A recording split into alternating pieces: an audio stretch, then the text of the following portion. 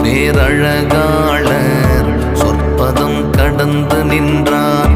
அன்பரெல்லாம் தோழமன்றில் இன்ப நடம் புரிகின்றார். சிற்பரர் எல்லாமும் அல்ல தற்பர விரைந்திங்கு உன்னை சேர வந்தார். வந்தார் என்று ஓங்காரநாதம் சொல்கின்றதே. என்ன புண்ணியம் செய்தேனோ அம்மா, நான் என்ன புண்ணியம் செய்தேனோ.